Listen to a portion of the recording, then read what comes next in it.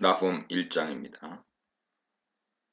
1절 니느웨는 주전 8세기 사네립이 아수르의 수도로 세운 도시였습니다. 사네립 이후 에살핫돈과 아수르바니팔, 오스납발이라고 불리는데요. 두 왕이 니느웨를 수도로 하여서 전성기를 누렸습니다. 하지만 나훔 예언처럼 주전 612년 메대와 신바빌론 연합군에 의해 멸망합니다.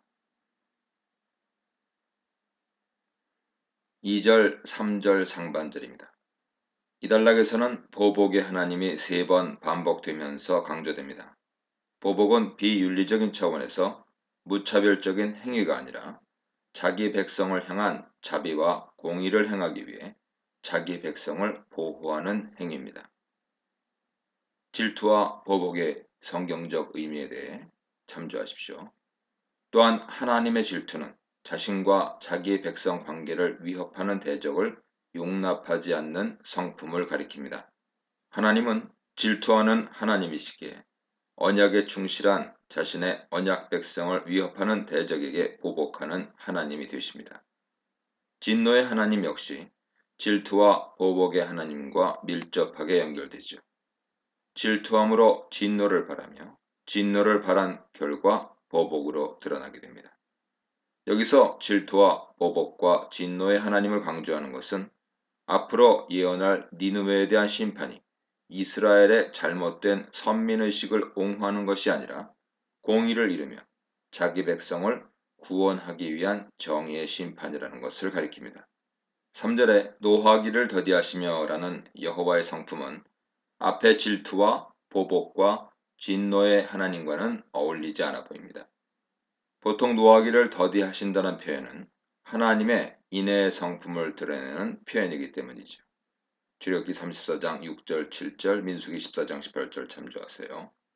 그러나 권능이 크시며 라는 표현과 더불어 노하기를 더디하시는 하나님의 성품을 니느웨 심판과 관련하여 고려하면 이해가 됩니다. 아마도 나훔이 니느웨에 대한 심판 메시지를 전할 때는 아직 아수르가 건재했을 때며 여전히 유다는 위태로운 상황이었을 것입니다. 유다는 디글랏빌레셀 3세 주전 745년에서 727년 사이에 제위했던 왕인데요. 이후 오랫동안 아수르 영향 아래 있었습니다.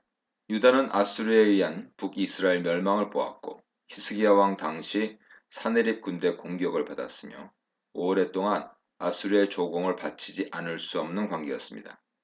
그런 상황에서 당시 고대 근동의 지배적인 사상에 따르면 이렇게 한 나라가 다른 나라에 굴복한다는 것은 정복당하는 나라의 신이 정복한 나라의 신보다 힘이 없다는 것을 의미했습니다. 그렇다면 여호와 하나님이 힘이 없어서 아수르 지배를 받는 것인가 하는 의문이 들지 않을 수 없죠. 이럴 때 아수르의 멸망을 선포하는 메시지를 전하기에 앞서 하나님께서 어떤 분이신가를 강조하는 것은 청중에게 의미심장하게 들릴 것입니다. 주권적으로 역사하시는 하나님께 세상의 흥망성쇠가 좌우된다는 것이죠. 하나님께서는 힘이 없어서 아수르의 지배를 받도록 하신 것이 아니라 아수르를 향한 진노를 참았다는 것입니다. 노하기를 더디하시며 참았으나 이제 하나님께서 아수르를 멸망시킴으로써 여호와는 자기 백성을 보호하는 질투와 보복의 하나님이심을 보이실 것입니다. 즉 이와 같은 하나님이심으로 니느웨의 멸망을 선포하신다는 것이죠. 3절 하반절 6절입니다. 2절 3절 상반절에서 소개된 하나님께서 이제 니느웨를 멸망시키기 위해 임재하시는 하나님으로 등장합니다. 보통 하나님의 임재하심은 회오리 바람과 광풍과 같이 천재지변의 요소가 가미된 배경에서 소개됩니다. 시내산에서 하나님께서 이스라엘과 언약을 맺기 위해 등장하시는 장면도 이런 요소를 포함하며 묘사됩니다. 예언서에서는 이런 하나님의 임재는 심판과 징벌의 하나님께서 임재하시는 것을 가리키기도 하죠. 보통 여호와께서 임재하실 여호와의 날은 하나님께 신실한 자들에게는 회복과 복의 날이 되고 언약을 파기한 자들이나 대적에게는 심판과 저주의 날이 됩니다. 4절의 바다와 강은 혼돈의 세력을 상징하는데 하나님께서 이런 세력들을 제압하셨다는 것을 가리키죠.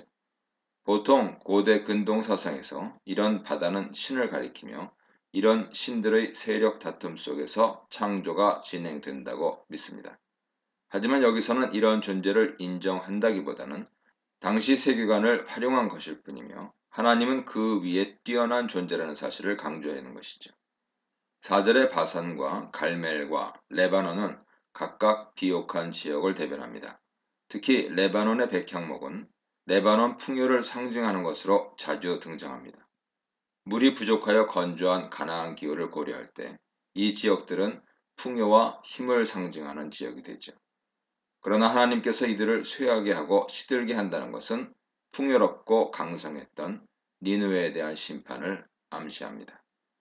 5절에 산들이 진동하는 곳과 같은 천재지변 역시 4절 상반절 묘사와 더불어서 하나님의 임재를 묘사하는 데 자주 나오는 요소입니다. 이처럼 하나님께서 임재하실 때 세상의 풍요와 힘은 쇠하고 시들 수밖에 없으며 6절에서 묘사된 대로 하나님의 진노를 감당할 그 누구도 없게 됩니다. 지금은 풍요롭고 멸망하지 않을 것 같은 강력한 니느웨라고 하더라도 하나님의 보복과 진노 앞에 멸망당하지 않을 수 없을 것입니다. 7절 8절입니다. 7절은 다시 여호와의 성품을 제시하며 3절 하반절 6절에서 묘사된 하나님의 보복의 임재가 하나님의 신실한 자들을 위한 것이 아님을 분명히 합니다. 하나님을 찾는 자들에게 하나님은 선하시며 보호하는 산성이 되십니다. 여호와만이 피난처가 되시며 의지할 분이라는 의미에서 환난날의 산성이라는 표현은 성경에서도 자주 나오죠. 시편 28편 8절, 이사야 25장 4절 참조하세요. 당시 시대적인 상황을 고려할 때 유다는 강대국 위협에 눈치를 볼 수밖에 없으며 유다의 생존이 이들에게 달려 있는 듯이 보입니다. 그러나 7절은 이런 판단이 착오이며 하나님만이 피난처가 되시고 자신을 찾는 이들에게 선하게 대하는 분임을 강조합니다. 곧 니느웨의 멸망에 대한 예언은 하나님이 자기 백성을 보호하는 것과 깊은 관련이 있으며 또한 당시 유다 사람들에게도 신실한 하나님의 백성답게 적극적으로 반응하기를 요구하는 예언이 됩니다. 8절은 7절과 대조를 이루며 하나님 자신을 찾는 이들에게는 선하고 산성이 되는 하나님이시지만은 대적들에게는 진노의 하나님이심을 강조합니다. 이 알파벳이가 나오면서 처음에 등장하는 이유는 무엇일까요? 1장 1절로 8절은 여호와의 임재에 대한 내용, 3절 하반절에서 6절을 중심으로 여호와의 성품에 대한 묘사, 2절, 3절 상반절과 7절, 8절이 감싸고 있는 구조입니다. 이는 여호와의 임재 장면이 중심을 차지하면서도 그 임재하는 하나님이 어떤 분인가에 대한 묘사가 앞뒤로 교자 대꾸를 이루며 감싸고 있어서 아수르를 징벌하는 하나님이 어떤 분인지 강조하기 위해서입니다. 하나님은 자기 백성 이스라엘을 보호하시며 이스라엘을 공격하는 대적 곧 아수르를 징벌하시는 하나님이고 또한 그 하나님은 아수르를 충분히 징벌할 수 있는 능력을 갖춘 하나님이시라는 것이죠. 따라서 아수르의 멸망은 우연한 사건이 아니라 능력의 하나님이 징벌한 결과라는 것을 강조하고 있습니다. 이 문단에서는 경고하시고 질투하시는 하나님, 노하기를 더디하시는 자비의 하나님, 막을 수 없는 창조와 역사의 주관자 하나님에 대해 묵상해 보시기 바랍니다. 9절 11절입니다. 9절에 너희는 유다 사람들을 가리키며 너희는 왜 여호와께 대하여 의심하느냐라고 번역할 수 있습니다. 이것은 유다 사람들에게 니느웨에 대한 심판 선포에 대해 왜 의심하는지를 질타하는 표현이죠. 이렇게 볼 경우 9절은 니느웨에 대한 심판을 선포하는 말씀이기도 하면서 동시에 유다를 향한 권고 메시지가 됩니다. 여호와에 대한 확신 가운데 여호와께 반응하기를 원한다는 것이죠. 이는 다음 단락인 12, 15절에서 본격적으로 니느웨의 심판 선포의 메시지를 유다에 대한 구원과 관련시키는 데서도 알 수 있습니다. 유다는 왜 하나님에 대해 의심했습니까? 아마도 유다는 오랫동안 아수르에게 지배를 당한 상황에서 당시 고대 근동을 지배했던 나라들의 힘이 각 나라가 섬기는 신들의 힘과 비례한다는 사상에 영향을 받아서 하나님의 힘에 대해 의심했을 것입니다. 그러면서 지금도 건재한 니느웨에 대한 멸망 선포가 쉽게 받아들이기 어려운 메시지가 되었을 것입니다. 9절에 온전히 멸한다는 표현의 대상은 니느웨입니다. 9절에 재난이 다시 일어나지 아니하리라 라는 표현은 아수르에게서 다시 재난을 당하지 않을 것이라는 의미죠. 아수르로 말미암아 북이스라엘이 망했고 히스기야 당시에는 사네립의 침공을 당하여 조공을 바치기까지 했는데 재난은 이런 역사적 사실을 가리킬 것입니다. 따라서 아수르로 말미암아 재난을 당하지 않을 것이라는 말은 희망의 메시지가 되죠. 10절에서는 9절에 온전히 멸하시리니를 다시 부연 설명하면서 재난이 다시 일어나지 않을 근거를 들고 있습니다. 즉 앞으로 니느웨가 공격당할 때의 상태를 묘사하고 10절 하반절에 마른 지푸라기 같이 모두 탈 것이오늘이라는 표현은 완전히 멸망하게 될 상태를 가리킵니다. 가시덤불같이 엉클어졌고 해서 엉클어졌다는 것은 니느웨가 당할 재난의 혼란스러움을 가리키거나 재기불능 상태를 가리켜서 니느웨가 공격을 당하면서도 대응하지 못하는 상태를 가리킬 것입니다. 술을 마신 것 같이 취한이라는 표현 역시 비슷하게 공격당할 때 제대로 대응하지 못할 상태를 가리키죠. 이 두 가지 표현은 따라서 니느웨가 공격을 받을 때 제대로 대응하지 못하는 상태가 되어서 철저하게 멸망할 것을 의미합니다. 또한 마른 지푸라기 가치는 완전히 마른 지푸라기 가치로 번역하는 것이 바람직한데 완전히 마른 지푸라기는 불에 잘 타는 상태가 되죠. 이는 니느웨가 빠른 속도로 멸망하는 것을 가리킵니다. 11절은 니느웨 사람들이 심판받는 이유를 제시합니다. 그 이유는 여호와에 대항하여 악을 도모하고 사악한 것을 권하는 사람이 니느웨 사람들 가운데 있기 때문이죠. 누가 여호와께 대항하여 악을 도모하고 사악한 것을 권했습니까? 역사적 사건으로 특정하기는 어렵지만 여러 학자들이 제시하는 대로 아수르 왕 가운데 사네립을 가리킬 가능성이 높습니다. 사네립을 대변하는 랍사게는 예루살렘을 위협하는 심리전으로 하나님을 비방한 일이 있었습니다. 열왕기하 18장 33절 이하 보세요. 아수르 왕에게서 구원할 신이 예루살렘에 없다고 했습니다. 물론 이는 당시 고대 근동 사상을 반영합니다.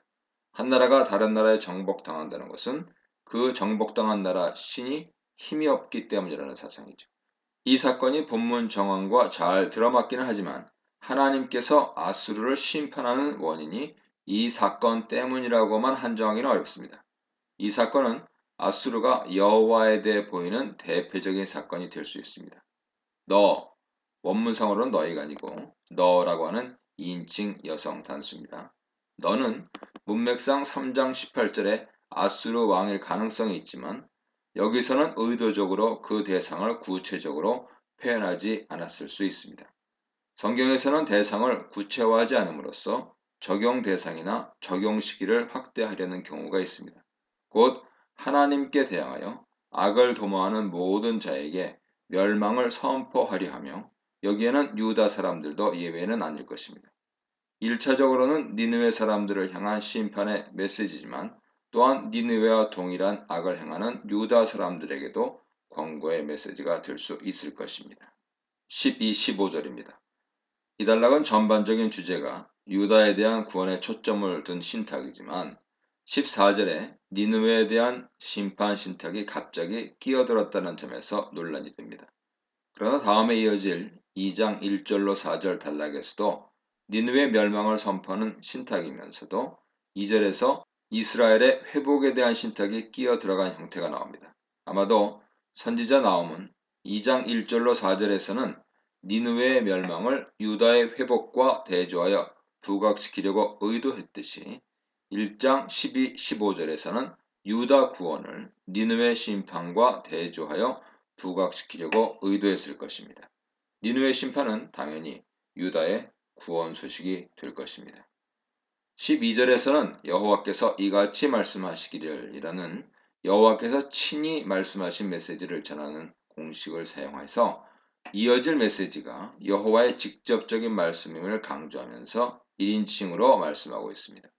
이는 니느웨 멸망에 대한 메시지가 단순히 선지자 나홈의 말이 아니라 여호와의 말씀이라는 것을 강조하여 유다 사람들에게 확신을 줄 뿐만 아니라 여호와께 신실하게 반응할 것을 강력하게 촉구하려는 의도일 것입니다. 12절에 니느웨 멸망에 대한 약속이 전해지는 배경을 이해할 필요가 있습니다.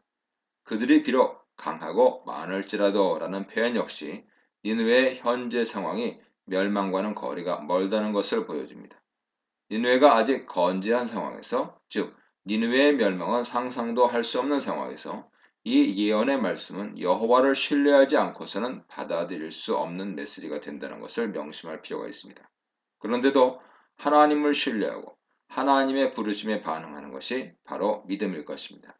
13절의 멍에에 대한 말씀은 12절과 맥락을 같이 합니다. 멍에는 아수르로부터의 구원을 의미할 것입니다.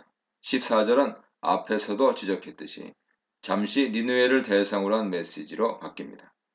명령하였느니 라는 표현은 니느웨 멸망에 대한 말씀이 하나님의 명령이며 확고하게 성취될 예언이라는 사실을 상기시킵니다.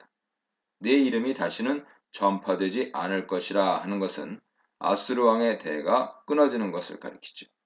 그리고 네 무덤과 왕 자신들까지 포함합니다. 아수르의 멸망뿐만 아니라 왕들의 완전한 소멸까지 의도했습니다.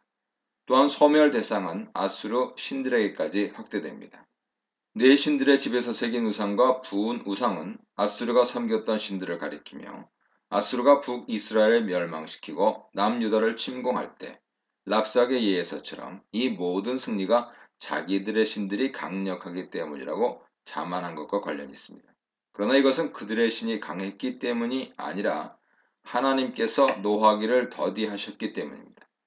이는 역사적으로 니느웨에만 적용되는 것이 아니라 사악한 것을 도모하는 행위, 곧 하나님을 대적하여 하나님을 하나님으로 섬기지 못하게 하는 행위 모두에 해당하는 것이죠. 15절에서는 다시 12, 13절에 이어서 유다의 구원에 대한 메시지로 이어집니다. 네 절기를 지키고 네 소원을 갚을지어다 하는 것은 바로 앞에 화평의 소식과 뒤에 악인의 진멸, 곧 니느웨의 멸망 소식과 더불어서 구원으로 인해 누리게 될 것을 가리키는 것이죠. 아수르의 압박을 받을 때에는 절기를 지키는 것이 여의치 않았지만 이제 절기를 지켜 하나님을 예배하게 되고 언약적인 헌신을 다하게 될 것을 의미합니다. 또한 예언적인 선포이면서도 9절에서 의심하지 말라고 공고하는 것처럼 유다가 절기를 지키게 될 것과 그들이 서원을 갚은 언약 백성임을 상기하는 메시지가 됩니다.